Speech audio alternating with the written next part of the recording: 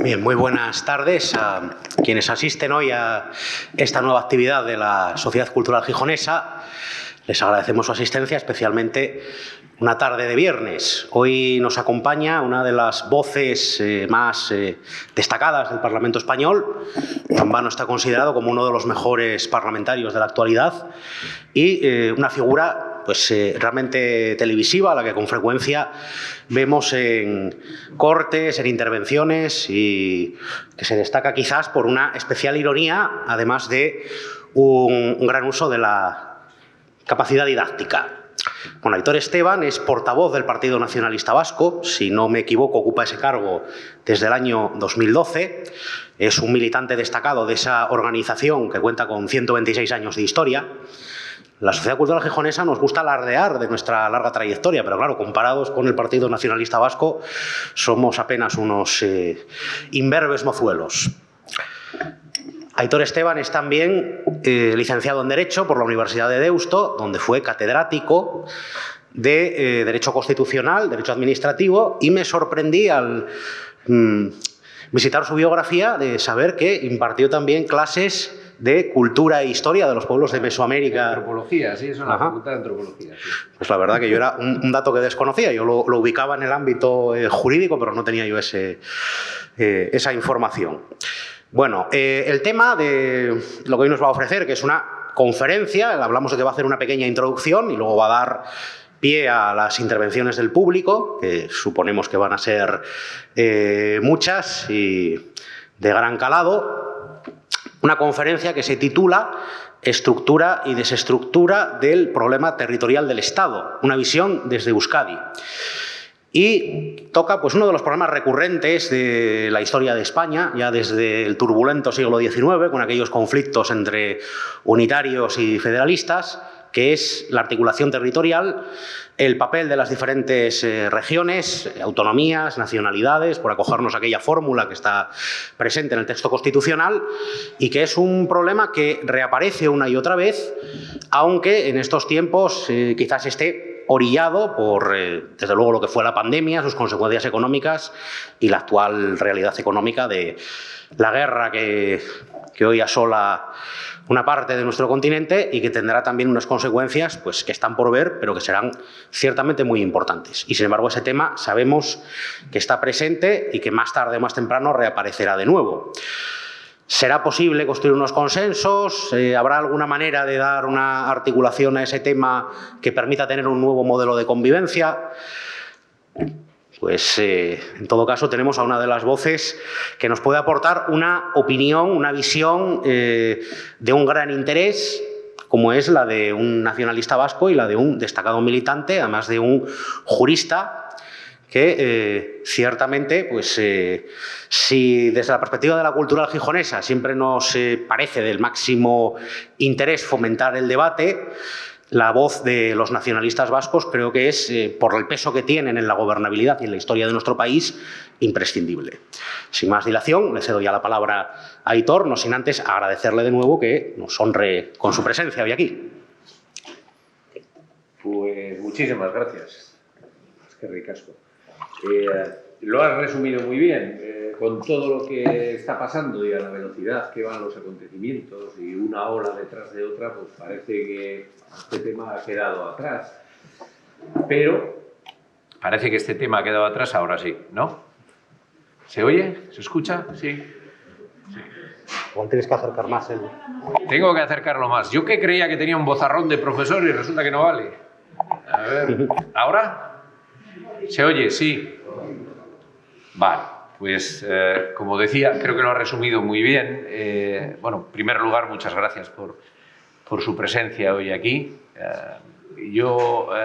Evidentemente, hay un tema sobre el que hay que iniciar un debate, pero entiendo también que las circunstancias de la actualidad, que varían constantemente, que nos viene como una ola después de otra, cambiando las situaciones y poniendo o creando una diversidad de focos de atención, de puntos de interés, de problemas diferenciados, pues entiendo que debo estar dispuesto a responder a todos los asuntos que que me quieran plantear desde el punto de vista de mi responsabilidad parlamentaria como representante público, pero por algún lugar hay que empezar. Voy a empezar con este asunto. Si hay interés, seguimos con esto, y si no, voy a intentar que sea relativamente breve para dar paso a sus preguntas.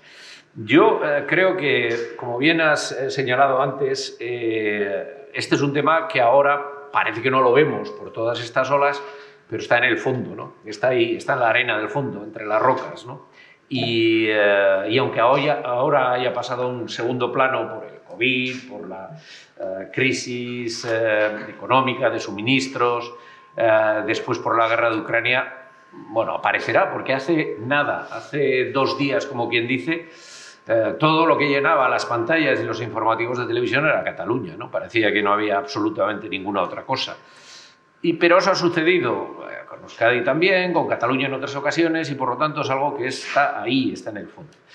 Volverá a resurgir porque, como bien has dicho, desde el 19 y desde esa concepción de copia que se hace del concepto de Estado-nación francés, pues las cosas no han encajado, no han acabado de funcionar. Y yo creo que hoy, en este momento, aunque la gente no sea muy consciente, tenemos un problema jurídico en el Estado. Hay un derrumbe evidente de las estructuras del Estado autonómico. Antes sabíamos a lo que atenernos y sabíamos, bueno, pues cómo estaba estructurado el andamio, ¿no? Por decirlo de alguna manera, pero ahora resulta que parte de ese andamiaje se ha caído y la otra parte no tenemos muy claro de si debemos pisar firmemente porque igual se cae. La Constitución, todos ustedes saben que es una Constitución, el título octavo es una Constitución abierta, era una Constitución sin construir, había que desarrollarla. Y creo que también debemos ser todos conscientes de que si existe un modelo como el título octavo, se debe a que hay 2 lugares en los que hay una demanda de autogobierno, y esos 2 lugares eran Euskadi y Cataluña, claramente. A partir de ahí, como lo que se crea es una estructura abierta, en principio no tendría por qué haberse extendido tampoco la autonomía a todos los lugares del Estado español, ni nadie lo planteaba. Si uno lee los debates de aquella época, nadie lo está planteando abiertamente, pero evidentemente sí había una idea de hacerlo así, ¿no? Y se hace pues con más voluntad en algunos lugares, con menos voluntad en otros. Evidentemente que había una sede de autonomía, por ejemplo, en Andalucía, pero si nos tenemos que atener a las estrictas normas que se habían fijado por parte del legislador para poder considerar superado aquel referéndum de autonomía, en realidad no se superó. En realidad tuvo que hacerse una reinterpretación de lo que significaban aquellas mayorías, ¿no? Y luego, bueno, pues asistimos también a algunas creaciones, bueno, ocurrentes, voy a decir, sí, porque nadie estaba pensando que eso iba a ser así, ¿no? Como una autonomía en Madrid, por ejemplo, ¿no? Más bien todo el mundo pensaba que si se creaba, pues iba a ser una parte de Castilla-La Mancha, ¿no? Tampoco se hizo una especie de distrito federal con la capital. No, se hizo una autonomía con un hinterland, más que un hinterland, porque es amplia, ¿no? Y bueno, a partir de ahí, en principio parece, ya se sabe que hay como dos escalones, ¿no?, en el desarrollo autonómico, pero evidentemente la voluntad es clara de ir desarrollando y de ir igualando.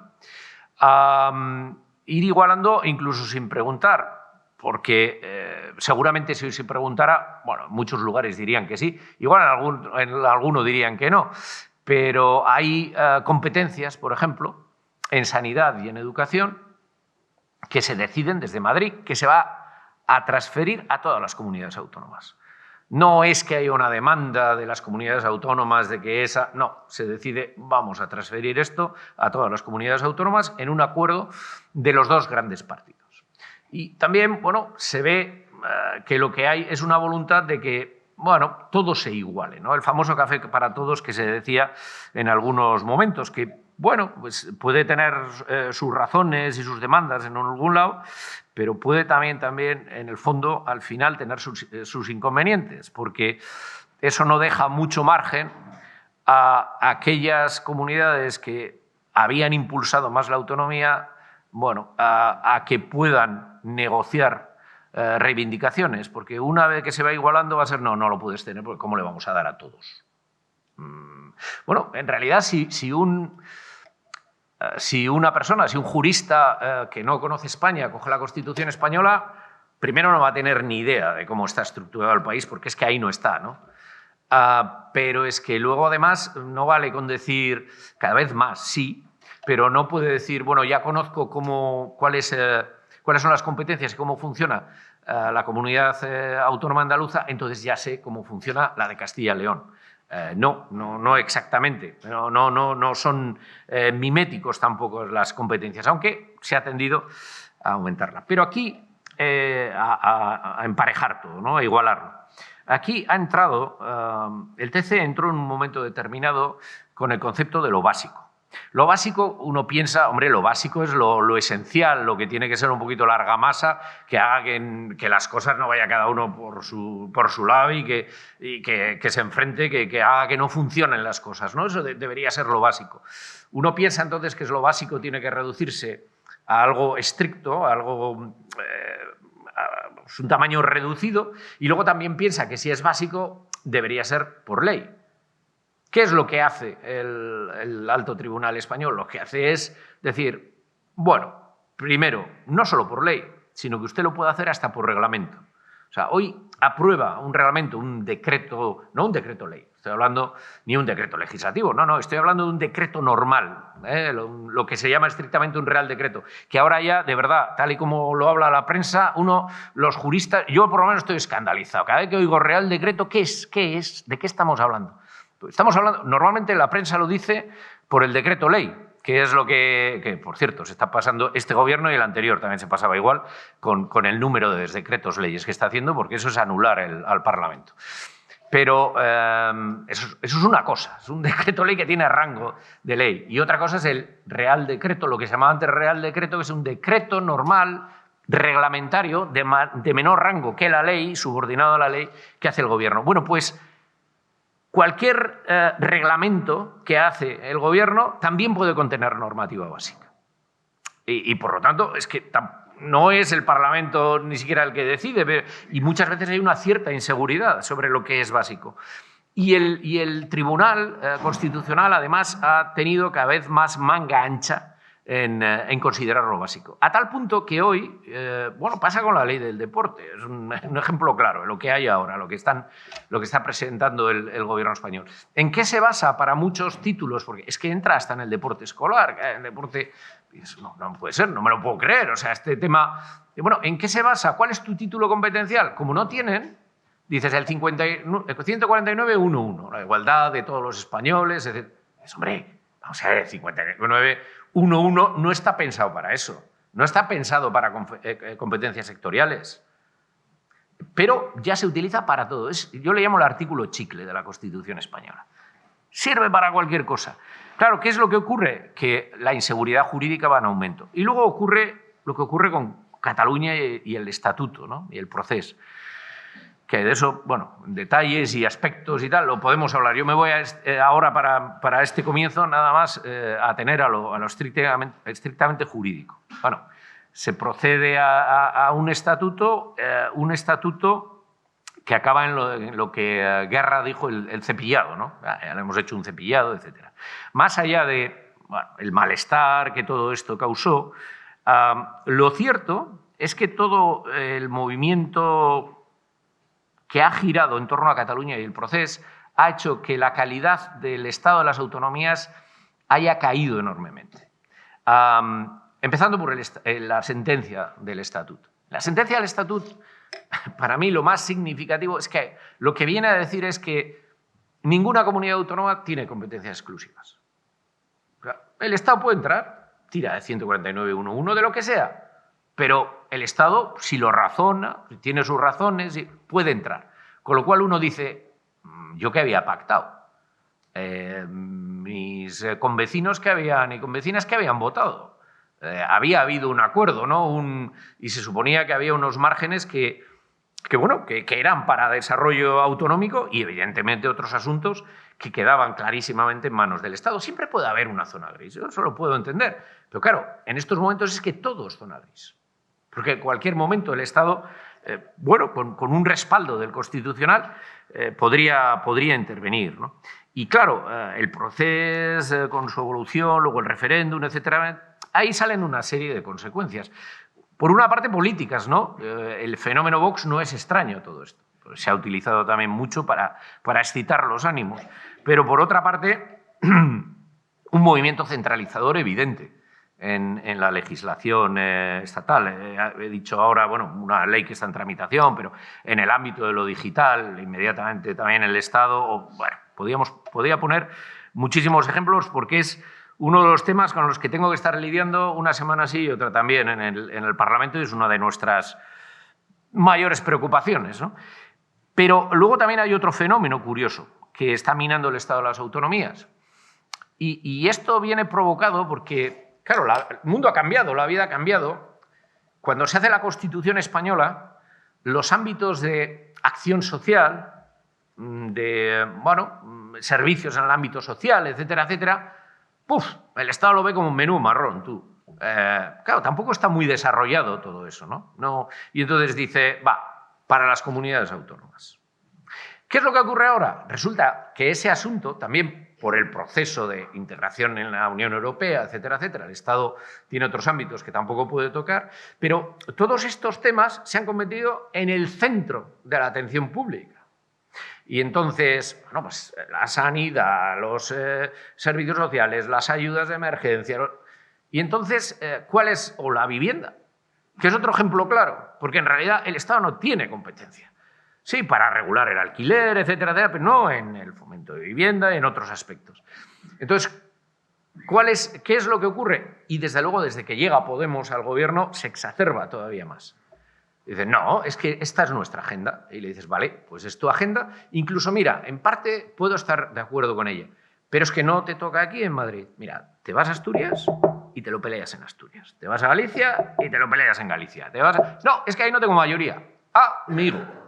Ya, pero es que la competencia no es de esta Cámara, no es de las Cortes. Sin embargo, tira millas. No llega a un acuerdo, y yo tiro con estas leyes, y ahí, sinceramente, nosotros en muchas ocasiones estamos... te genera tensión. Muchas veces incluso puedes decir, pues si no estoy en desacuerdo con el contenido en muchos ámbitos. Pero oiga, no me diga que esto lo tengo que hacer, porque luego me lo va a cambiar también. Y como ya usted lo ha hecho una vez, ya me va a imponer y desimponer lo que tiene que ser desde aquí, cuando en mi estatuto tengo esa competencia.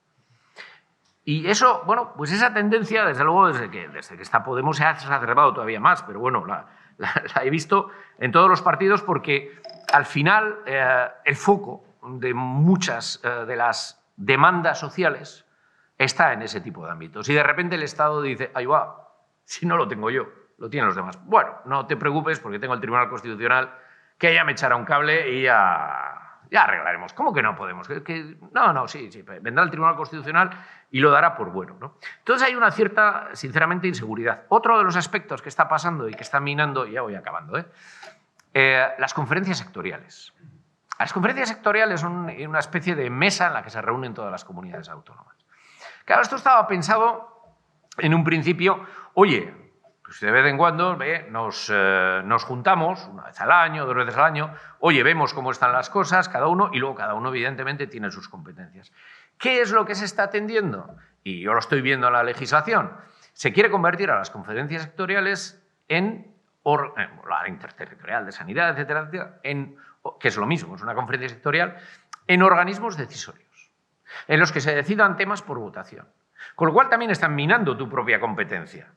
Y además, luego, claro, yo vengo de una comunidad autónoma peculiar en el sentido de que no son los dos grandes partidos los que bueno, sí, estamos en una coalición con el Partido Socialista nosotros, pero bueno, quiero decir, normalmente la presidencia es nuestra, muchos de estos temas los lleva el Partido Nacionalista Vasco. Entonces, pues ya sabemos que partidos, digamos, que no son esos dos van a estar seguramente por el momento, no sé, en el futuro, pero son hoy por hoy Euskadi, Cataluña, algo Canarias, algo. Pero Euskadi y Cataluña. Claro, al final, ¿qué es? Votemos. ¿Votemos qué es? Pues el PP va a votar a bloque, no va a votar... Alguna vez puede haber alguna diferencia, pero cuando haya la orden, eso va a ser jerárquico. Y el PSOE lo mismo. Y entonces, los panchitos somos los raros, los pequeños, y dices, pues si yo tengo la competencia. Ah, pero como se ha votado en conferencia sectorial, oiga, entonces, mi estatuto, ¿para qué vale exactamente? Y esto lo está diciendo alguien que tiene la disposición adicional primera. Que bueno, por lo menos eso a veces nos salva en bastantes cosas y nos da cobertura, y no solo en el tema del concierto, sino también en otras cosas, por tradición foral, etc. Pero lo cierto es que con todos estos movimientos, de facto, la estructura constitucional del Estado está mutando. Pero no está mutando a una mayor seguridad jurídica o una readecuación.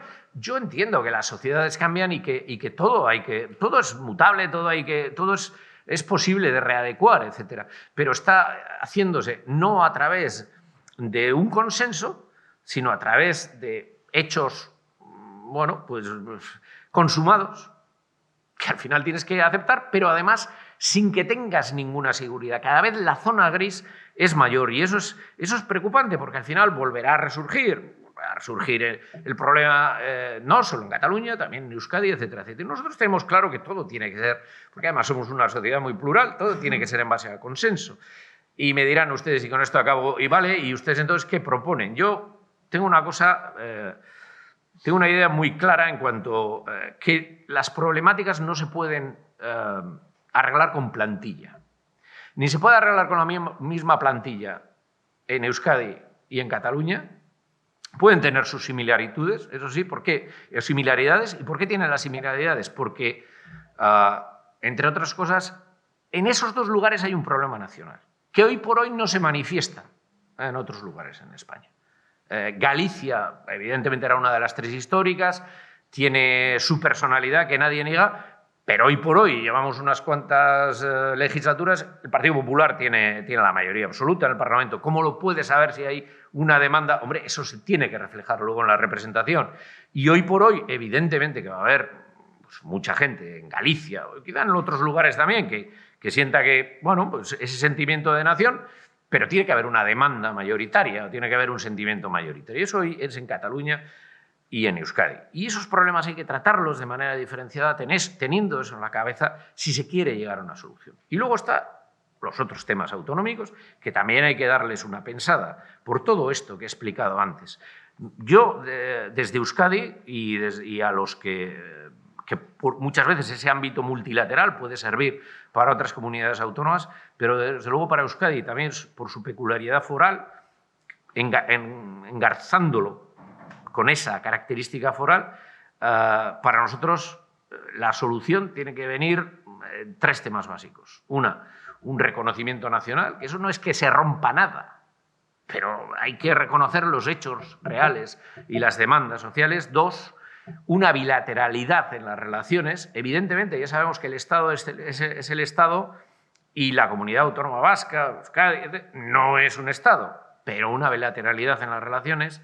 Y en tercer lugar, lo que necesitamos es un árbitro neutral, porque el Tribunal Constitucional no es un árbitro neutral.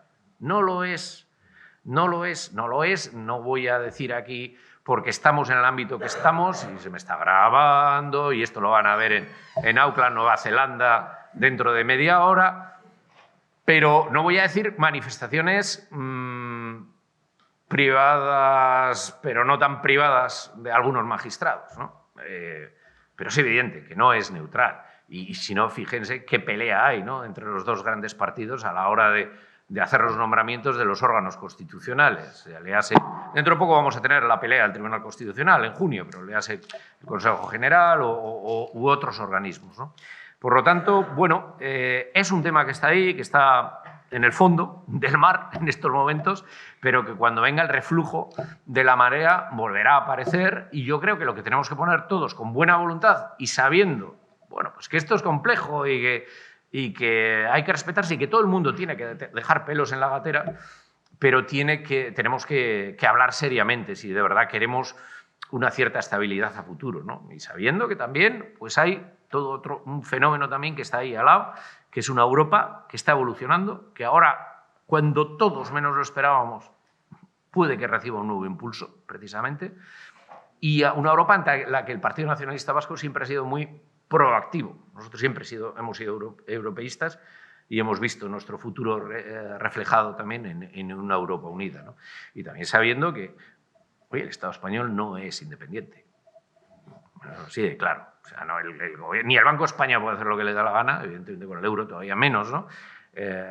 Menos independiente, pero ni el presidente del gobierno español puede hacer lo que le dé la gana. Hay unas normas, hay unas reglas y hay un marco más amplio que se irá conformando y que espero que vaya mejorando y, desde luego, si eso es así, va a mejorar el bienestar de vida de todas las ciudadanas y ciudadanos. Y creo que me he alargado demasiado, lo siento, pero bueno, me parecía que tenía que completar un poco el dibujo. Bueno, no, para nada te has alargado. Yo creo que hiciste una exposición sucinta a la par que tocaste y situaste pues, buena parte de los temas más centrales de todo este asunto. Bueno, abrimos entonces ahora el turno de preguntas y, si les parece, vamos haciendo tandas de 3 preguntas para darle dinamismo al acto. Bueno, si van levantándome la mano para intervenir, tenemos por aquí una pedida. ¿Ya? Sí. Ah, vale. No, 3 preguntas muy sucintas. La primera de ellas, como Pues ya son 3. ¿Cómo se nota que la prensa tiene tirón? Vale. Venga, No, la primera sí, como constitucionalista que es y como ha abordado además la figura de los magistrados del Tribunal Constitucional, se ha perdido el prestigio intelectual de los constitucionalistas de la primera ola tras la aprobación de la Constitución, de los Manuel García Pelayo, de los Ignacio de Oto y demás, que sí tenían un concepto bastante más claro de lo que eran las competencias, el Estado autonómico, el principio dispositivo. La segunda, en relación a esto, es que efectivamente, como usted indica, el mundo continúa y se van abriendo nuevas materias, nuevas competencias que obviamente la Constitución de 1978 no podía contemplar. Y si eso mismo produce un efecto recentralizador, porque tampoco las registran como competencias exclusivas los propios estatutos. Y la tercera y la última, y esta sí que me parece que es interesante, porque es la relación de las comunidades autónomas con el Estado y usted habla de una recentralización, pero las negociaciones en las conferencias, por ejemplo, de financiación autonómica, de facto, parece que se produce una negociación entre estados de un Estado confederal y la bilateralidad está presente. Lo digo en la pura negociación política con los partidos y con los presidentes en esa conferencia. Y me gustaría saber qué análisis hace de ese momento donde se reparte la pasta, los criterios de financiación, que además confronta, genera una desvertebración de los territorios de este Estado entre quienes padecen la dispersión o el envejecimiento, como nuestra comunidad autónoma, y otros que creen que el criterio demográfico, como Ximo Puig, que creo que además está marcando la pauta del eje mediterráneo y está consiguiendo beneficiar a esas comunidades autónomas. Gracias. Bien, pues voy con esto, porque son 3 y luego... Bueno, yo me refería a... Intento que sea brevemente. Prefería 3 personas, no 3 por persona, pero bueno, lo aceptamos. El tema del desprestigio, sí, creo que los tribunales, el Tribunal Constitucional, pero también el Supremo, etcétera, están desprestigiados, sí. Y yo lo que nunca he entendido, y he estado y he visto algunas de... Bueno, evidentemente no en el centro de la mesa, pero hablas con unos y con otros. Yo lo que nunca he entendido es que al final, y lo hemos visto también recientemente, es que al final lo que discuten muchas veces los partidos que pueden conformar una mayoría suficiente, que es cualificada para nombrar a estas personas, lo que discuten es tú 4 y no 5. No, yo 7 y no 6. Vamos a ver. Vale, puedo entender un poquito, hemos visto también ahora lo de Ketanji Brown, etcétera, ¿no? Evidentemente el sesgo ideológico. No podemos pensar que la gente tiene la mente en blanco, todo el mundo tiene su visión del mundo. Pero lo que esperas es nombrar a alguien que, aunque tenga su propia visión del mundo, sea capaz de intentar ser objetivo, ¿no? Y que tenga un bagaje tras él, tras ella. Y hay personas que pueden cumplir ese papel. Entonces, yo lo que no acabo nunca de entender es por qué primero no discutimos en un magistrado o una magistrada en nombres concretos, que igual resulta que hay 2 o 3 que nos ponemos de acuerdo los 2, ¿no? O los 3, o los que estén hablando, ¿no?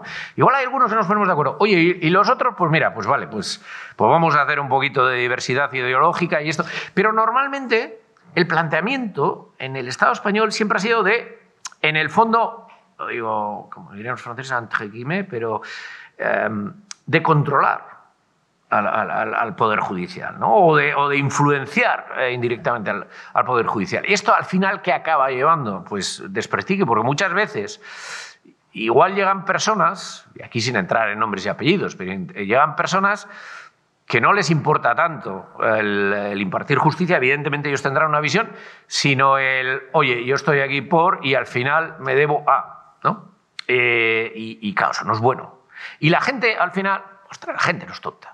O sea, lo percibes, y entonces eso crea una desconfianza. Y evidentemente el nivel de las sentencias del Tribunal Constitucional ha bajado. Yo, sinceramente, creo que hay, en las últimas sentencias del Tribunal Constitucional, hay mejores votos particulares, por tanto, hechos por magistrados que han perdido, digamos, esa mayoría, hay mejores votos particulares muchas veces que la propia sentencia. Lo cual ya dices, bueno, puede ser una vez, 2 veces, pero cuando ves que el tema se repite es preocupante. Nuevas competencias. Sí, claro, lo que pasa es que ya no se trata de nuevas competencias, es que el problema se produce ya en el desplazamiento de competencias. De pronto hay algunos ámbitos que el Estado ve que, bueno, pues que han pasado a Europa. Que conste que también ha habido algunos ámbitos de las comunidades autónomas que también han pasado a Europa y que están mediatizados por Europa. Y entonces dice, hombre, yo tengo que ser aquí el Estado, porque resulta que igual el Estado podría reducir su estructura administrativa, perfectamente, pero oye, el Estado es el Estado, tiene una tradición, tiene un tal, oye, España, tal, esto de las autonomías es algo nuevo, a ver, ¿no? Y entonces todo el mundo tiene la concepción, o Madrid tiene Madrid, a ver, entiéndaseme, quiero decir, la gente que vive la administración, que a veces son incluso familias, por generaciones, en el ámbito de las relaciones exteriores, en el ámbito de los altos funcionarios del Estado, de la magistratura, ¿no?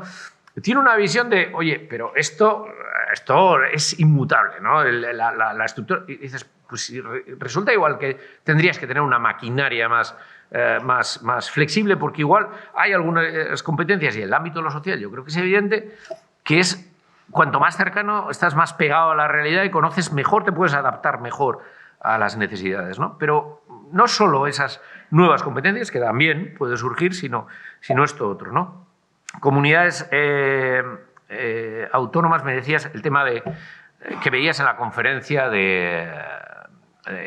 sobre la financiación del régimen común. Claro, yo ahí soy un outsider. Entonces, lo que procuramos es no meternos donde no nos llaman. E incluso si puede ser, pasar con poco ruido y absteniéndonos. Porque, claro, tampoco nos van a decir, oye, tú no estás... Bueno, pero mi opinión, yo creo que en todo hay que buscar un equilibrio. O sea, porque es que la misma problemática que has planteado, que es dispersión o peso demográfico, es lo mismo que la representación parlamentaria. Es exactamente el mismo problema. Yo creo que no se puede dejar sin representación parlamentaria a zonas con poco peso demográfico. Pero claro, todo tiene un límite. Hay que buscar ese equilibrio. Ya sé que esto dirás, joder, pues no me has contestado. Bueno, primero, no me toca a mí contestar y resolver ese asunto, pero yo creo que, a ver, el tema dispersión es un tema que hay que tener en cuenta, entre otras cosas porque es que el hacer llegar los servicios a la población cuesta muchísimo más.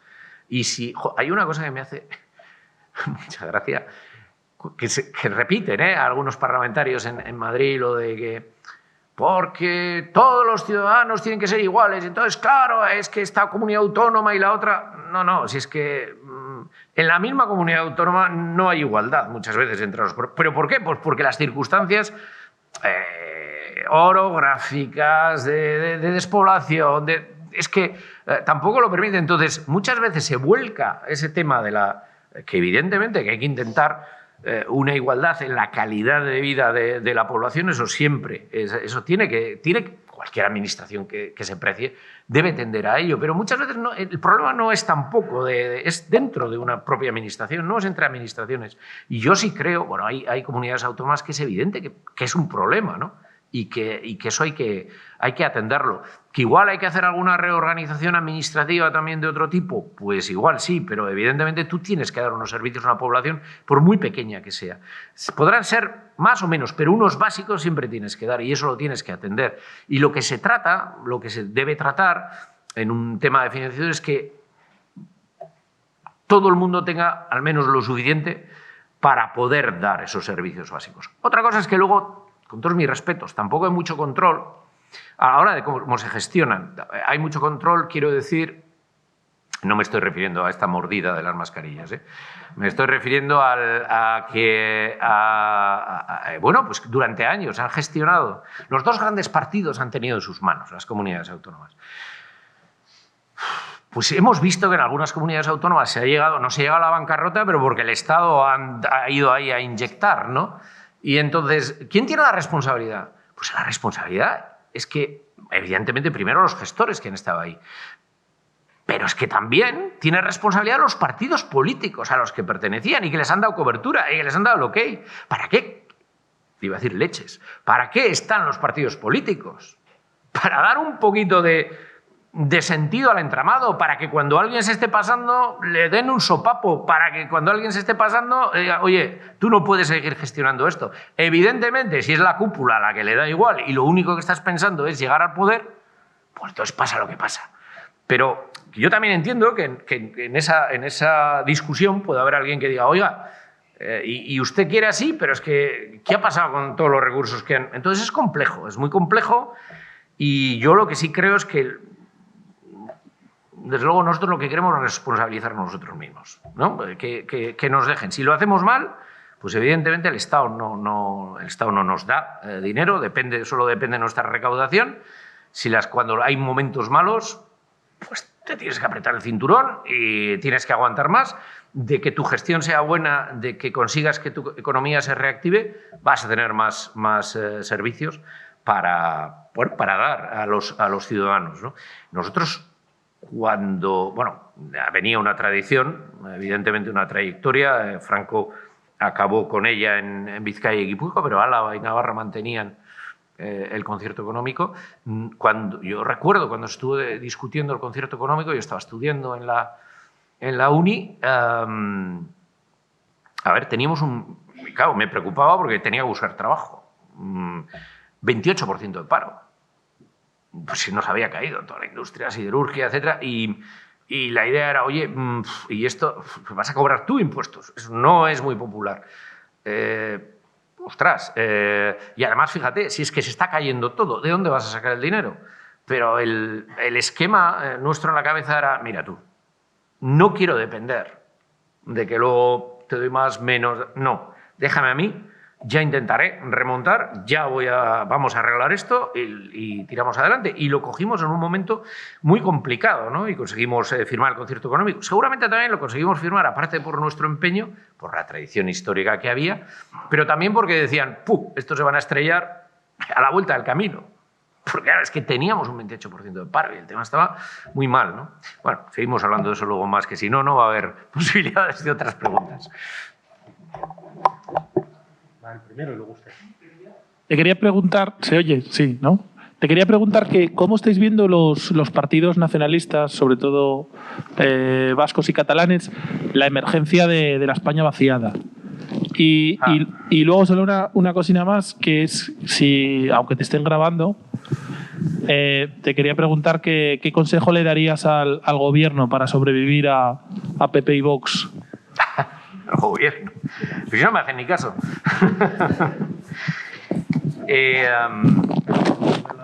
Sí. Bueno, Ok, perdón, que no me había dado cuenta, perdón. Yo quería ampliar un poco la última parte de la primera intervención, a ver si se podía ampliar un poco más, que es sobre el tema del papel de Europa. ¿Se me escucha? Sí. Bueno, es el tema del papel de Europa. El domingo pasado Orbán ganó en Hungría. Este domingo vamos a ver qué pasa en Francia.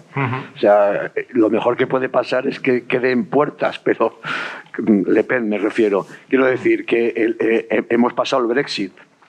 O sea, es decir, la ola de ultranacionalismo en toda Europa, del nacionalismo de gran nación, o sea, Sí. para entendernos, Sí. yo creo que es muy potente con todo lo que significa de debilitamiento del proyecto europeo. Esto pone de relieve algo Sí. que ha sido evidente en la historia, ¿no? Que fuerzas políticas diversas son capaces de ponerse de acuerdo cuando las cosas vienen mal dadas o cuando se ha pasado una tragedia, como fue la Segunda Guerra Mundial, pero que en estos momentos lo que aparece como una amenaza real son hechos que debilitan la construcción del proyecto europeo. Yo creo que en ese contexto, bueno, se puede matizar mucho, pero que en ese contexto, digamos, es donde también hay que situar dónde se ponen las negociaciones, dónde se pone el acento en qué tipo, en si es un modelo federal o qué modelo es, Ajá. pero eso hay que tenerlo en cuenta, Sí. porque yo estoy también convencido que es en una Europa bien construida donde ese tipo de problemas van a ser mucho menores. Sí. Vale. Sí, sí. Rafa. Sí, yo al principio situabas lo del Tribunal Constitucional como órgano no neutral, lo cual comparto, ¿no? Pero ¿qué modelo alternativo podría haber de formación de un Tribunal Constitucional para garantizar eso, ¿no? Sí. Y dos cositas más, ¿no? Una, en el planteamiento vuestro, ¿cómo veríais un nuevo Senado o un modelo de Senado que pudiese ser Cámara de Articulación Territorial, que el actual evidentemente no lo es ni creo que lo pueda ser, ¿no? Y tercero, ¿cómo veis el fenómeno, a mi entender, curioso de que la comunidad autónoma más independentista en la práctica hoy sea Madrid, ¿no? Y lo que eso implica de bueno, poner patas por tierra todo el modelo autonómico, ¿no? De alguna manera. Sí. A ver, la España vaciada. Yo tengo muy buenas relaciones con los nuevos diputados, pero es que, a ver, a mí no me pilla de sorpresa y conozco bastante bien. Mi madre es soriana. Mi madre se fue a Bilbao con 14 años a servir en una casa, etcétera, y salió una cría, la primera vez que vio el tren. Y he visto cómo se ha vaciado el pueblo de mi madre, porque yo he ido allí desde que tenía un añito. De hecho, sigo yendo y a ver si puedo sacar 2 o 3 días para ir ahora, próximamente también, ¿no? Y tengo muchos amigos allí y conozco bien cuál es la realidad y conozco bien cuál es la problemática, ¿no? Y muchas veces mira, estuvimos hace unos meses estuvimos en sobre la España vaciada y la reactivación, hizo el gobierno español una conferencia que fueron todos, fueron ministros, fue el presidente, fue Pablo Casado, y a mí me invitaron, yo creo que por esa condición de hijo de madre soriana o algo así, o raro que le gustan estas cosas, seguramente. Y también aparecí por allí, y yo una cosa así les dije, ¿no? Desde luego tiene complicada vuelta. Y no va a ser de la noche a la mañana. Evidentemente hay que trabajarla y tienen sus potencialidades. Pero estoy ahora viéndolo, estoy hablando desde una perspectiva, no estoy hablando de Asturias, estoy hablando de una Castilla muy despoblada y tal que conozco. Pero yo también les decía, oye, sí, pero ¿sabéis qué es lo importante? También que es muy importante, porque es no estar, ¿qué me vas a dar? ¿Cómo viene? ¿Qué infraestructuras vas a hacer? Hay que exigirlas, evidentemente.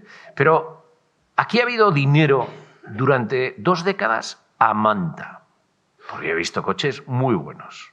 He visto gente, no solo coches muy buenos, he visto gente con muchos posibles. ¿Y los negocios dónde los montaban? Los montaban en Madrid. ¿Y a qué dedicaban mucho dinero? A comprar pisos. Pues era el momento. Luego tuvimos la burbuja que tuvimos, ¿no? Pero, claro, lo que hace falta en una tierra es gente que crea de verdad, no que, oye, tráeme porque es que, joder, estamos abandonados. No. Mira, yo me voy a jugar. Tengo 100. Pues mira, 50, pero 50 voy a poner. Y voy a hacer una apuesta. Y la apuesta la voy a hacer aquí. Es más difícil. tengo manías de infraestructuras, pero voy a intentarlo. Y eso a veces, bueno, pues porque es verdad que la vis atractiva de las ciudades era terrible, ¿no? Y pero luego ha llegado un momento en que todo eso cambió con la entrada en Europa, con la PAC, ahí se le podía haber dado una vuelta. Para construir algo diferente, pero se podía haber dado una vuelta. Y es verdad que hay algunas comarcas también de esa España vaciada que son potentes.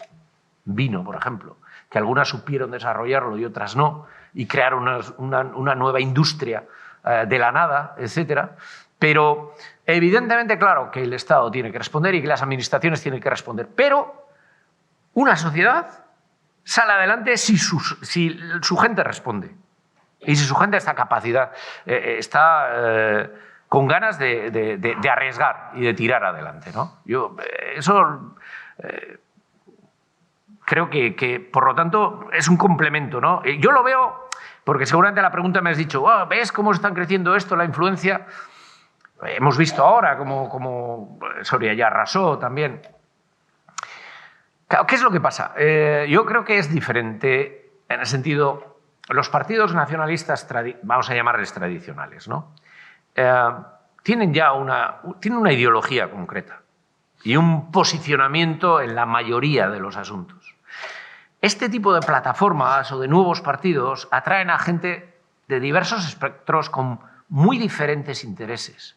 Cuando te tienes que poner a hacer política del día a día, el tema es complejo porque no son solo los temas que a ti te interesan y que han aglutinado a la gente, sino es que puede ser de lo más variado y a veces polémicos. Y entonces, de la capacidad de gestionar esas tensiones y de generar un posicionamiento bueno ideológico que sepa navegar en el día a día de la política global, porque tú puedes llegar a Madrid, pero luego es que tienes que votar de todo, de cualquier cosa, alguna que ni te has planteado y que tu gente es que ni le preocupa, pero en realidad tú te tienes que posicionar y tus posibles votantes van a estar mirándote. Y entonces yo lo que les veo es que todavía yo tengo que ver cómo se desarrolla eso, ¿no? Y qué fase, y si son capaces de articular algo más ideológico, más estructurado, etcétera, ¿no? Porque hoy por hoy evidentemente es la respuesta a una queja lógica, natural y normal. Pero eso vamos a ver cómo evoluciona, ¿no? Me habías dicho aquí, tengo aquí al gobierno, que era aquí... ¿qué le aconsejaría al gobierno? Que se lo dije el otro día en la radio. Dije al presidente que no haga tanto de llanero solitario, ¿no? Es que se lanzan y luego, ¡ay, mira, tenemos esto, hay que salvar la bola! Y dices, haber preguntado antes, ¿no? Pero igual, mira, en vez de haber lanzado la vaselina, igual te hubiera dicho, lanza un trayazo. Pero pregunta antes y entonces todos vamos a ir más a gusto. O te decimos, oye, ni se te ocurra disparar, que la va a parar el portero. O mira, es que ni el portero, me voy a poner yo delante para que no pase. Y claro, pues eso, es que la política en un parlamento tan dividido como el español, es que de verdad, la semana es... Bueno, si es para mí, que no sabes si va a llegar fuego amigo, una vez te llega fuego amigo, no quiero ni pensar cómo es para el gobierno, para sacar todas las votaciones. Pero hombre, eso, primero, no seas tan ambicioso, yo lo dije el día de la investidura. Vamos a ver, si esto va a funcionar, tenemos que ser conscientes de que no vamos a sacar ninguno nuestro programa adelante. De que tenemos que identificar lo que es básico y podemos estar de acuerdo y tiramos con eso adelante, y evidentemente también con los presupuestos, que más o menos sean coherentes con eso, pero si cada uno de nosotros queremos llevar adelante nuestra agenda ideológica, aquí vamos a tropezar, ¿no? Y yo eso a veces lo veo. No es que tropecemos los demás, es que tropeza el propio gobierno. Dentro. No solo ya el propio gobierno, sino una de las patas del gobierno no se lleva muy bien últimamente, entre ellos. Entonces, bueno, hablar y no esto, y como esto lo tengo en el programa electoral que había consensuado para el gobierno, pues adelante, pues igual no. Igual tienes que medir, ¿no? Cómo están esas mayorías, si es el momento, si no, y a partir de ahí no se hace. Evidentemente no hay otra alternativa, porque esto es, ya sabéis cómo es el sistema. El sistema es una moción de censura constructiva. Hay que proponer un candidato, una candidata a la presidencia. Y evidentemente no hay nadie que vaya a suscitar un consenso para conseguir una mayoría absoluta. Entonces, con eso juega también un poquito el gobierno. Pero tanto va el cántaro a la fuente que a veces tropieza. Y yo diría, eso es hablar, pero bueno, yo creo que es el ABC de la política y más si no tienes una mayoría asentada amplia, ¿no? El papel de Europa, a mí también me preocupa, el fenómeno Orbán. Con los húngaros he tenido cierto conocimiento. Y el fenómeno Le Pen, pero no pensemos que son cosas que surgen así. O sea, ha habido un momento en el que por las vicisitudes económicas, sobre todo de incertidumbre, de hacia dónde íbamos, etcétera, los movimientos populistas eran, populistas de cabreo. Por ejemplo, Trump también. Eran fácilmente vendibles. Y por cierto, estamos en un momento en que el mundo ha cambiado también a la hora de llegar a la ciudadanía. Es que ahora ya no son los periódicos los compro yo y 4 más. Es que ya no es la tele, es que son las redes sociales, es que son los foros sociales. Claro, es que es WhatsApp. Es que soltar una trola y que crezca, y dices, ¡buah, pero que crezca! Pero esto es tan evidente, sí, pero muchas veces esas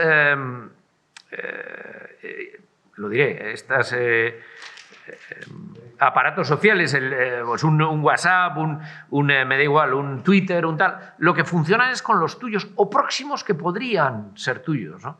Y al final puedes generar, pues eso, populismo. Evidentemente, eso tenemos que tenerlo en cuenta. Y, por cierto, hay que reforzar el periodismo de calidad.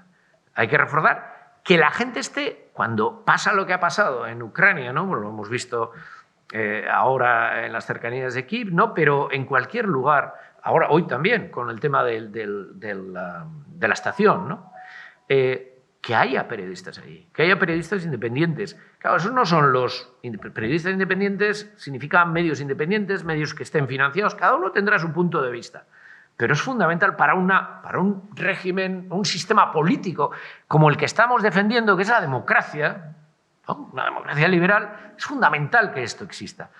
Y que estos fenómenos, Orbán, Le Pen, etcétera, o el mismo Trump, Putin no es ajeno a todo esto. Putin ha estado jugando a dividir Europa, porque verdaderamente una Europa unida es un actor. Yo no voy a decir que vaya a colocarse a la altura de los Estados Unidos, evidentemente, pero es un actor potente en Europa, que tiene algo que decir, que puede coartar determinadas acciones. Y lo que menos le ha interesado a los regímenes autoritarios, a los autócratas, es que ese proyecto se consolide. Y luego ya el egoísmo de cada país, que es el egoísmo de todos, incluido yo. O sea, ¿cómo? Que hay que... Cuando hablamos de los holandeses, ¿no? Pero también nosotros en otras circunstancias, ¿cómo? ¿Que hay que mancomunar la deuda? Oye, no, los españoles que se arreglen, los italianos que... ¿no? Y resulta que, al final lo hemos superado. ¿Por qué? Porque veíamos... ¿Por qué? Porque ha pasado el COVID. Porque ha pasado el COVID. Esto ha sido un colapso de toda la economía, de todos, y pues vamos a mancomunar deuda. Y seguramente para otros proyectos en el futuro se volverá a mancomunar. Y una inyección. Eso ya ha sido un paso importante, pero yo creo además que las circunstancias que se han desarrollado ahora... el COVID, otro asunto también, la falta de suministros.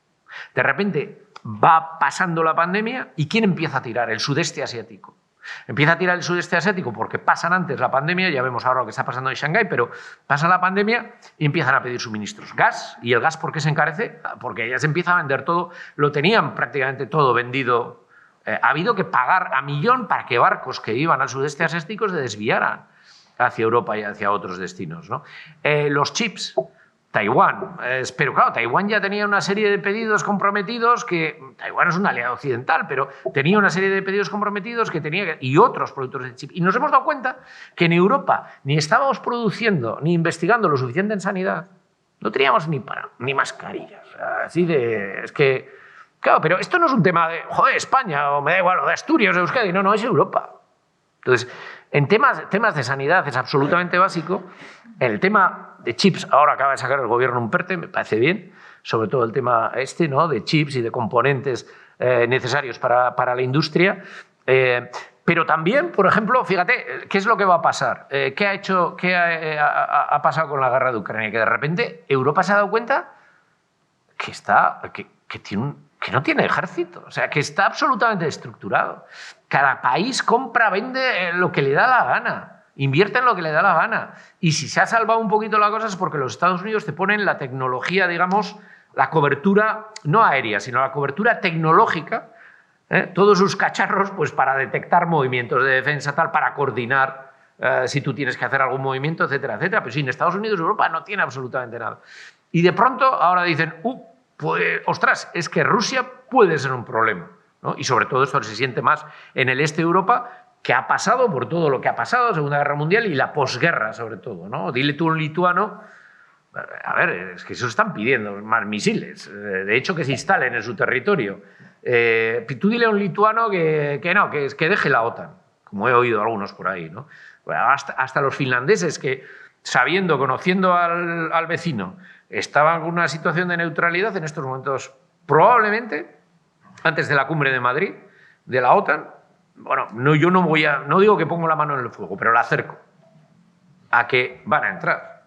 Entonces, ¿qué supone eso? Supone, al principio, igual va a haber más gasto, pero va a haber más ahorro en el futuro, porque cada uno podrá especializarse en lo que sea, o podrá haber unidades conjuntas.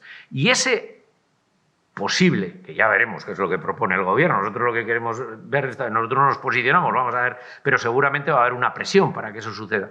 Ese posible aumento no hay que enfocarlo solo en el plano militar, sino el plano militar va también unido a la industria y a los desarrollos. Y esos desarrollos tienen aplicaciones civiles también. Entonces, Europa va a dar una serie de pasos que la van a hacer más unida. No porque de repente, por el ideal europeo, que era lo que traía la gente después de la Segunda Guerra Mundial, ¿no? y que fue lo que impulsó, ¿no? Pues a ir generando las instituciones y la democracia cristiana, a la que mi partido participó en el origen de todo ello, del movimiento europeo, etcétera, etcétera. No, eso fue un ideal porque querían dejar atrás lo que llevó a la Segunda Guerra Mundial. Bueno, pues ahora resulta que el tema del COVID, la crisis económica y la guerra de Ucrania igual hace que Europa dé otro paso. Yo al menos lo veo así y yo creo que tenemos que ser... Yo no concibo... Es que ya no hay un país europeo que tenga una política exterior propia. Sí, igual en algún lugar geográfico concreto, pero lo de tener, por ejemplo, embajadas en todos los países, que no tiene sentido. Es que te pueden dar perfectamente los alemanes servicio en algún país que ellos, bueno, pues por tradición han estado más implantados, o en otro lugar pueden ser, me da igual, los franceses, o en otro lugar pueden ser los noruegos, ¿no? Europa va a tener que ir avanzando, pero Europa al mismo tiempo, esto lo digo, he dado aquí con el pulgar al micrófono. Como nacionalista vasco también y como entiendo yo mi país, lo que creo es que Europa tampoco puede estar ciega a que hay realidades como Flandes, como Cataluña, como Euskadi, que no pueden ser tratadas, pues, quiero decir, que aspiran, ya saben que no son un Estado, pero a la que Europa tiene que ser imaginativas para darles un espacio. No al nivel de los Estados, pero un espacio. Y si queremos verdaderamente construir una Europa potente. Así que yo soy más optimista ahora que lo que podía haber sido hace un año, ¿no? El Tribunal Constitucional, ¿cómo? Bueno, nosotros, desde el punto de vista que hablaba antes de la bilateralidad, etcétera, ya se lo planteamos en un momento al Estado. Nosotros tenemos, por ejemplo, en el tema de concierto económico, cuando hay una discrepancia entre el Estado y la comunidad autónoma, lo que hay es un órgano que está compuesto por mitades. Las personas están designadas por mitades. Tienen que ser... tienes que ponerte de acuerdo para la designación. O sea, no puede ser que yo designe unilateralmente y tú designas unilateralmente. Pero digamos que tú propones la mitad, y yo propongo la mitad. Y luego nos ponemos de acuerdo que efectivamente esa persona que estamos proponiendo adelante y lo preside el Estado. Bueno, pues no lo sé. Podría ser una fórmula.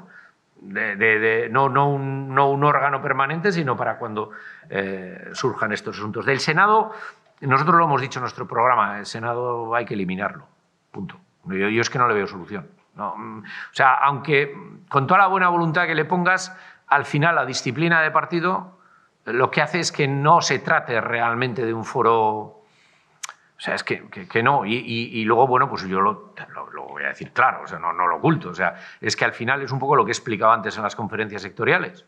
Van a ser un bloque por un lado, otro por otro, y los raritos. O sea, los raritos siempre nos vamos a leer los que perdamos. Claro, porque entonces, pues no. O sea, y si ya con eso dices, no, pero ya ha habido un debate en el Senado, y no, ya ha decidido el Senado, porque eso es la representación autonómica y tal. Y dices, pues no, porque no hay un debate real, ni hay un acuerdo real, ni yo voy a poder tener una seguridad de que efectivamente mi ámbito de autogobierno se respeta, ¿no? Y por último, espera a ver, Antonio, lo de Madrid, ¿no? Bueno, Madrid se ha utilizado evidentemente, yo creo que es claro para cualquier observador mínimamente neutral, se ha utilizado como ariete contra el gobierno español, no con un deseo de mejorar la calidad de vida o la autonomía, una defensa. A ver, es que en momentos como el tema del COVID, ¿no? Nosotros solemos ser los más tocanarices, ¿no? Porque, bueno, pues somos así, vamos al detalle, etcétera, etcétera, ¿no? Había una interterritorial en la que, hombre, sí nos molestaba que no te dijeran las cosas hasta la víspera, ¿no? No siempre, pero en muchas ocasiones dices, hombre, pues avísame un poquito antes, y lo que decía antes un poco del presidente. Pero, claro, tú podías tener más o menos una discrepancia, pero estás en una emergencia, y la emergencia afecta a todos. Y la pandemia es que aquí no hay límites territoriales, es que, entonces, hombre, hay algunos elementos que son razonables. ¿Quién era el que solía ser disonante normalmente? Solía ser Madrid, y dices, ¿esto es normal? Pues no, porque normalmente Madrid no era el que tendría que ser, ¿no? El que pondría, pues marcara la diferencia, etcétera. Entonces, yo lo que he visto a través de todo este tiempo es una clara decisión política de que Madrid se convirtiera en el ariete contra el gobierno español. A partir de ahora, ¿qué va a pasar con Madrid? Pues ya veremos qué es lo que va a pasar, ¿no? No sé qué es lo que decidirá el nuevo líder del Partido Popular y la comodidad o la incomodidad que le pueda producir determinado tipo de actitudes, ¿no? Yo, sinceramente, yo creo que protestar, nosotros seremos de los más protestones o de los que más levantemos el dedo, pero protestar, tienes que protestar cuando toca, ¿no? Pero yo, sinceramente, lo que he visto muchas veces es una actitud que no estaba centrada en Madrid, sino que se trataba, porque además el Partido Popular lo visualizaba durante bastante tiempo. Yo no lo veía, sinceramente. Yo no lo veía, pero visualizaba que el gobierno podía caer y que podía haber unas elecciones. Y eso fue la apuesta en un principio. Ahora creo que ya esa etapa se ha superado, pero el PP visualizaba que el gobierno podía caer porque, y ahí no sé si va a haber una pregunta de este tipo, pero ya lo digo, lo he manifestado otras veces. Con las nuevas generaciones de líderes políticos, yo ya he visto pasar unos cuantos que aparecen y desaparecen, pero no sé por qué la gente de esa generación llega y cree que la cuestión es alcanzar el poder y esto tiene que ser ya, lo quiero y lo quiero ahora. Claro, esto no funciona así. Puede haber una carambola, claro que puede haber una carambola, pero, hombre, tú te tienes que trabajar las cosas, tienes que crear una imagen, tiene que ser una imagen coherente, no te tienen que poner las prisas y además debe notarse que no te ponen las prisas, porque evidentemente puede ser una gran estrellita en los medios. Porque hay medios que evidentemente por su ideología o porque hay gente que le está poniendo dinero detrás, con intereses concretos, económicos, pues de repente eres la gran estrella en los medios, ¿no? Si te lo acabas creyendo, y además es porque el interés de los que están ahí es, oye ya, ¿no? Oye ya, vamos a ver, cuando se hacen unas votaciones, evidentemente puede pasar cualquier circunstancia que haga necesario, preciso, no agotar la legislatura. Pero normalmente cuando haces unas elecciones tienes que pensar que eso dura 4 años. Ya está. Es que además es tu propia obligación. Has perdido. ¡Qué putada! Hombre, si las circunstancias te llevan a que eso no se sostiene porque, bueno, aquello no tiene ninguna... El gobierno se está deshaciendo, no acaba de arrancar, etcétera, etcétera, puede haber otras... Pero si no, en unos momentos te toca un papel y te toca otro. Y yo creo que es como la gente acaba entendiendo...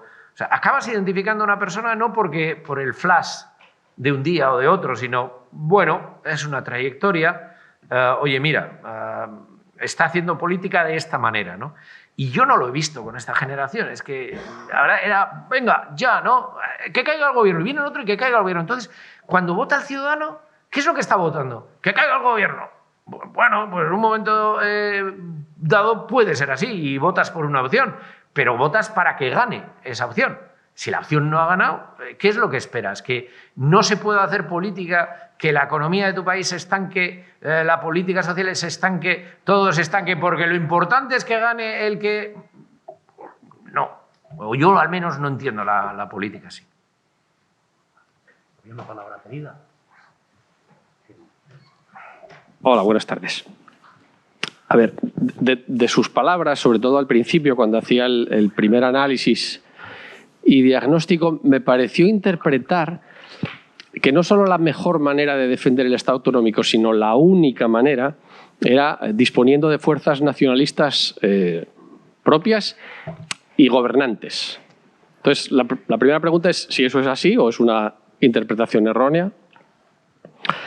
Si eso no deja entonces al nacionalismo vasco y catalán en permanente minoría, y en qué posición nos deja a los ciudadanos de comunidades como la asturiana, que después de 40 años de sistema autonómico vemos como nuestra lengua sigue prohibida en las instancias oficiales, seguramente por no disponer de esa hegemonía nacionalista, pero precisamente teniendo que escuchar como argumento que esa oficialidad no se concede o no se consigue, no vaya a ser que eso acabe fomentando ese movimiento nacionalista.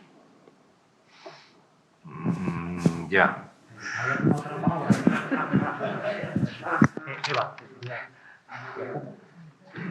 Allí.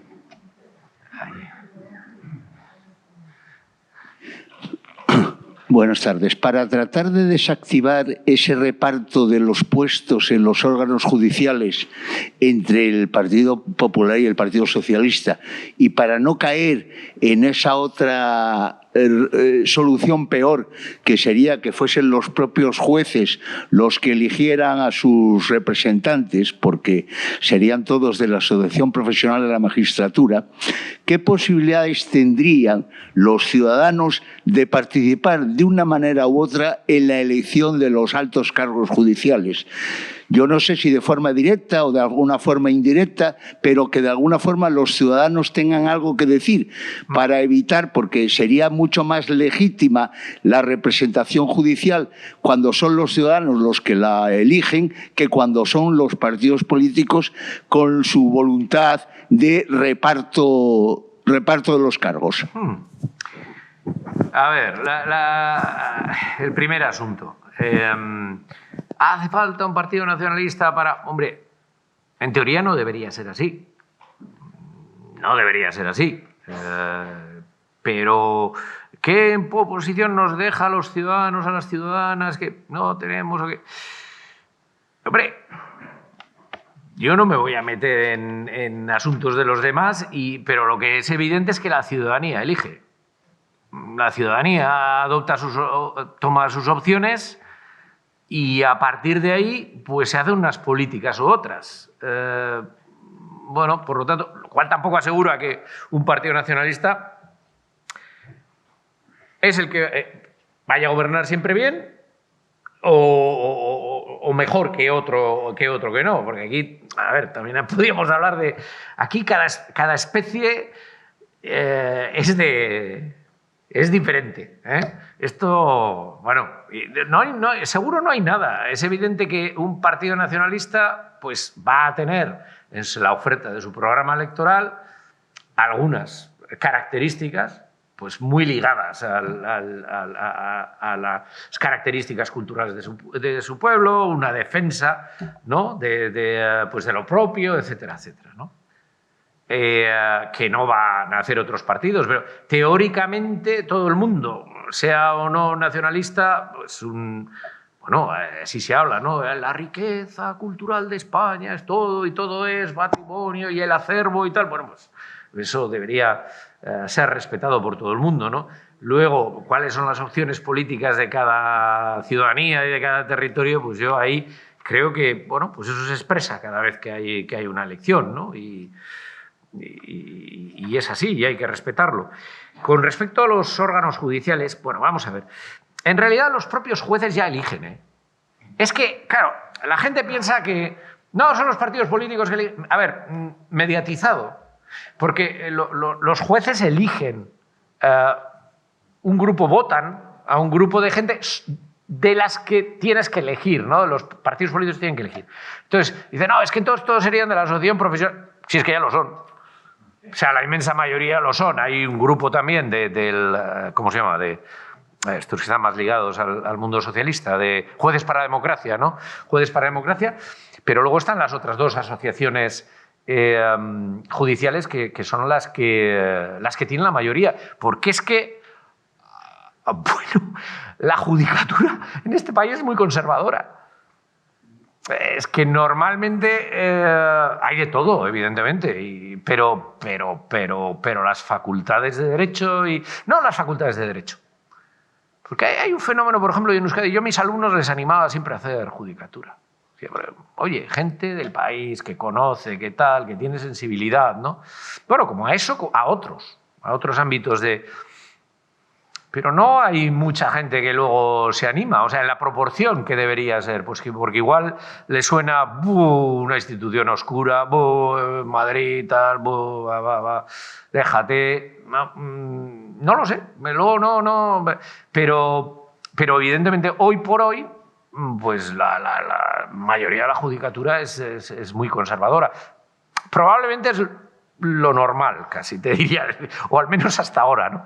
Pero luego, claro, a la hora de elegir los candidatos, pues hay las opciones que hay. Si además luego dejas pasar el tiempo, hay mucha gente que se jubila, entonces ya los candidatos son todavía menos, ¿no? Pero insisto, aún así, pues yo creo que siempre puede haber figuras que... Luego hay mucha gente que tampoco quiere, ¿eh? Porque hay gente que dices, con tus credenciales, con tu trayectoria, con el respeto que tienes de todos los colegas y las colegas, con las publicaciones que han hecho, con tus sentencias, preséntate. Y la gente a veces no quiere. Dice, mira, no me metas en lío. Porque ahí voy a tener que decidir y voy a tener que decidir sobre los ascensos de mis compañeros, etc. Y mira, no me metas en lío. Que es un poco lo que pasa con la política también ahora, ¿eh? No en ese grado, no de esa manera, pero también que mucha gente ahora le dices, oye, una responsabilidad y te dice, oye, mira, gente, claro, tú intentas elegir también a gente destacada, ¿no? Que hay en un ámbito, dices, tiene conocimiento, es una persona con potencial, oye, vente, échanos un cable, ¿por qué no coges esta responsabilidad o esta otra, ¿no? Y la gente, bueno... Sí, oye, joder, puede ser importante, sí, bueno, tal. Al día siguiente vuelve de casa y te dice que no. Y que no, ¿por qué? Pues que no, mira, voy a ganar 4 veces menos, por ejemplo. Voy a estar en la boca de todo el mundo. Voy a aparecer en los papeles. Se va a conocer mi patrimonio. Mis hijos van a ir a clase y van a decir que tu padre es un ladrón o tu madre es una ladrona porque es que se dedica a la política. Esto os podría decir unos cuantos casos de muchos colores políticos diferentes que lo han vivido, ¿no? Y la gente dice que no. Yo, también conozco el caso, por ejemplo, de una chica muy brillante, joven relativamente, pero madre de familia, tal, de un gran despacho, un gran bufete de abogados, que ha dado el paso. Por ejemplo, también los hay, ¿no? Y bueno, pues peores condiciones, pero tienes que tener una cierta pasión por ello, ¿no? Y a veces incluso hoy en día, con lo desprestigiada que está la política, incluso con pasión es dificultoso. Bueno, pues con los jueces también pasa eso a veces, ¿no? Y entonces, claro, muchas veces llegan gente que ya está un poquito marcada, ¿no? El perfil. Y entonces al final lo que tienden es a eso, pues a coger el número. Ahora bien, si me dices la ciudadanía, hombre, esto vemos que ocurre en Estados Unidos. Yo a nivel del órgano de gobierno de los jueces o incluso del Supremo, como has planteado tú, yo creo que no, sinceramente. Yo creo que el órgano de gobierno además sí tiene que ser el Parlamento. Lo que pasa es que el Parlamento tiene que actuar de otra manera. Los partidos políticos tienen que actuar de otra manera. O sea, es evidente que tú vas a intentar, como ahora con el Tribunal Supremo norteamericano, o sea, ¿qué ha hecho Biden? Intentar meter una persona que equilibre la gran mayoría de derechas, muy de derechas, que hay ahora en el Tribunal Supremo. Tú evidentemente eso lo vas a intentar, pero lo que tienes que intentar es que sea personas que incluso alguna vez con alguna sentencia te puedan sorprender. Que las hay. Que, bueno, pienso esto, pero mira, es que la legislación dice esto, esto y esto, y tengo que fallar esto, ¿no? Pero yo creo que sí debería ser el Parlamento. Lo que pasa es que creo que los partidos no estamos haciendo bien nuestra función y los jueces sí que participan en gran medida. Yo, en todo caso, para el Tribunal Supremo no sé si plantearlo a nivel de jueces de primera instancia, etcétera, pero la tradición española ha sido tan ajena a eso. Fíjate lo que costó los jurados populares, ¿no? Y a veces dan problemas también. Entonces, no lo sé, creo que habría que estudiarlo, se podría estudiar, pero habría que darle una vuelta, no me atrevo a darte una respuesta de primeras.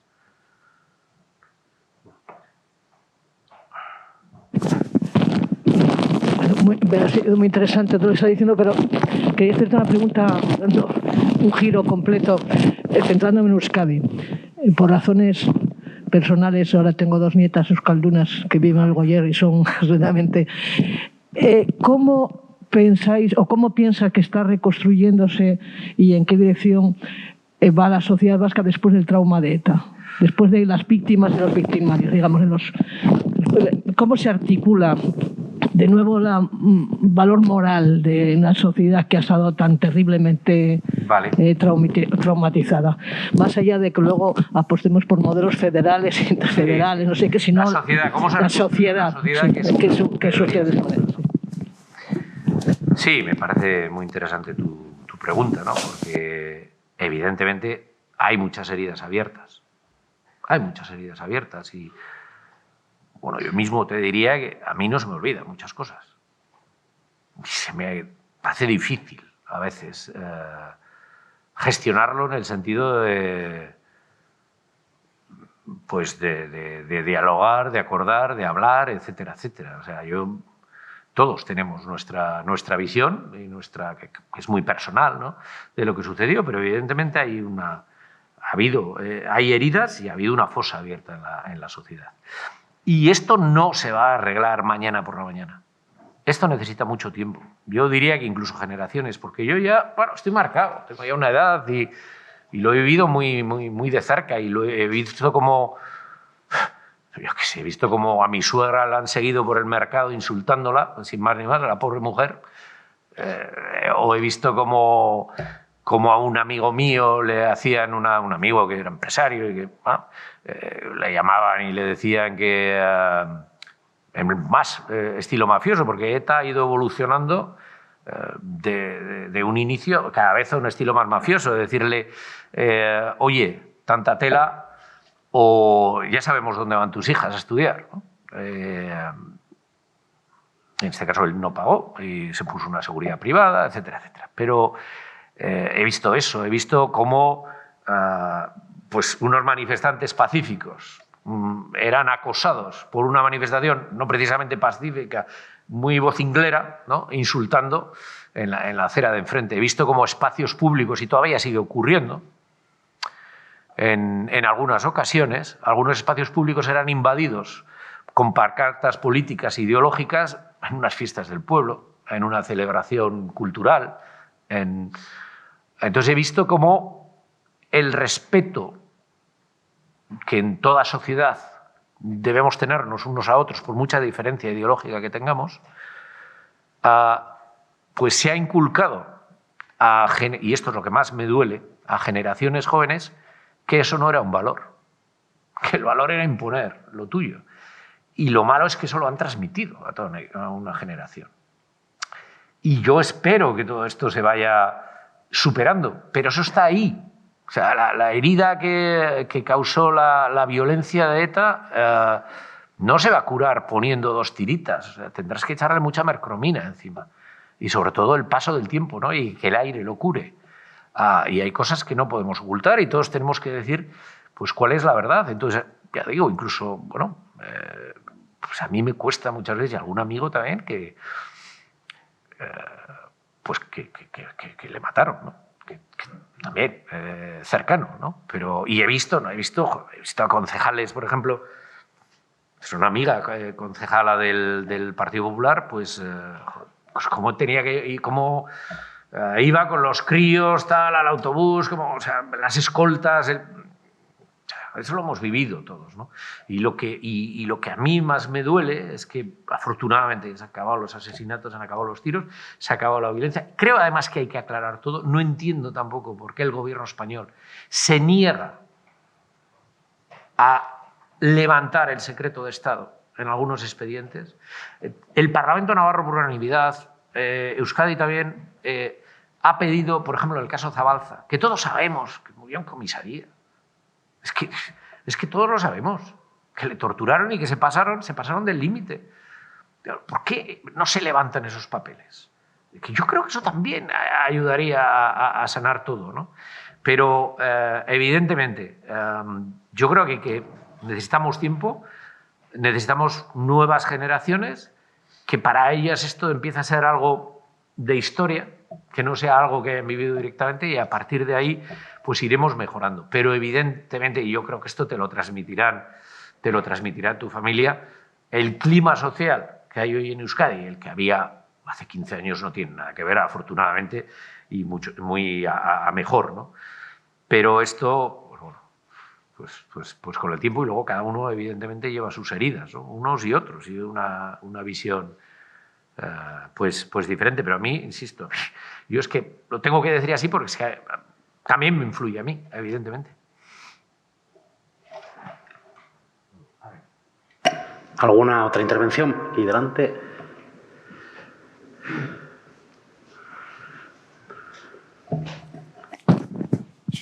Como profesor, ¿qué opinión le merece la ley de educación? La ley, perdón, de educación. Bueno, mira, yo creo, nosotros en Euskadi, yo creo que estamos de enhorabuena porque hemos conseguido una mayoría superior al 90% en el acuerdo para una reforma de la ley de educación, en más del 90% del Parlamento y de la comunidad educativa, lo cual en estos ámbitos sabes que resulta bastante complicado, ¿no? Yo creo que muchas veces exagera la nota en el cambio. Siempre que hay un cambio de gobierno, de color del gobierno, siempre es la ley de educación una de las Paganinis. Y siempre se interpreta como hay que hacer un cambio absoluto, ¿no? Hay que partir de una nueva ley completamente diferente. Yo discrepo de eso. Creo que, bueno, siempre se pueden hacer retoques, pero yo de lo que me quejo es de que creo que lo que nos tiene que dejar a nosotros es desarrollar nuestro propio modelo, que tiene unas circunstancias particulares, entre otras cosas, porque la lengua propia es lengua vehicular. Y por lo tanto, bueno, y más allá de todo eso, porque es que en nuestro caso tenemos competencia exclusiva amparada por la disposición adicional primera. Se dice así expresamente. Y por lo tanto, ya la ley propiamente, las límites que pone, las horquillas que ponen, me parece que es una cortapisa en nuestra competencia. Pero más allá de todo eso, bueno, puedo discrepar de algunos aspectos, pero no diría que la cogería y la tiraría a la basura.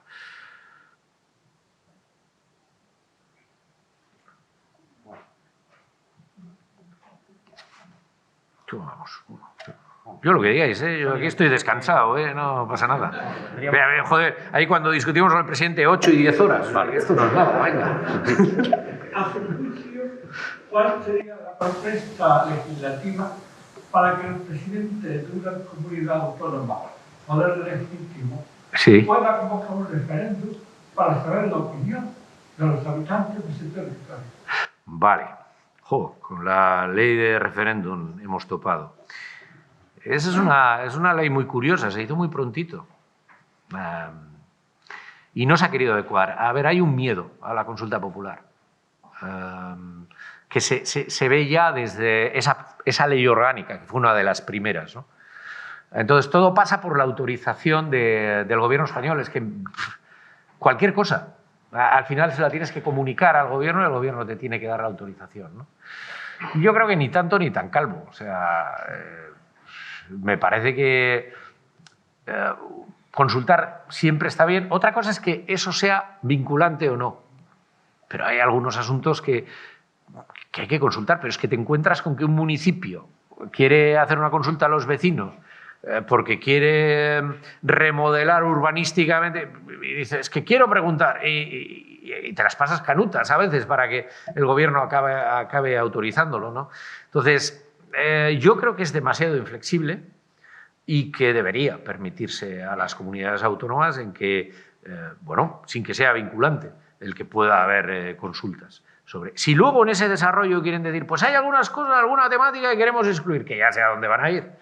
Bueno, pues ya lo discutiremos, pero hombre, no seas tan rácano, que no quieras poner la llave absolutamente cerrada, porque es que es una racanada, de verdad, lo que hay ahora. No estoy nada de acuerdo con esa ley y la hemos intentado modificar en varias ocasiones y no ha habido manera, porque ahí hay un rechazo rotundo de los grandes partidos, hay mucho miedo a la democracia directa, mucho miedo, sí.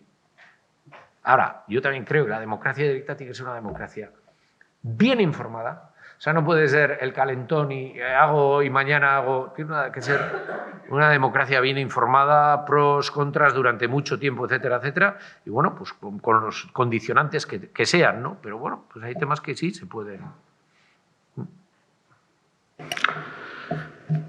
Bueno, habría tiempo para otra pregunta. Tendríamos otros 10 minutos. Si alguien quiere formular alguna última.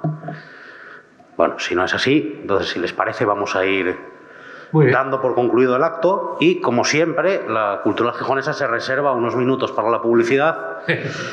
Así que les anuncio que el jueves 21 de este mes tendremos un coloquio con Javier Pérez Royo y Martín Pallín en el Centro Municipal del Llano sobre la situación de la justicia en España.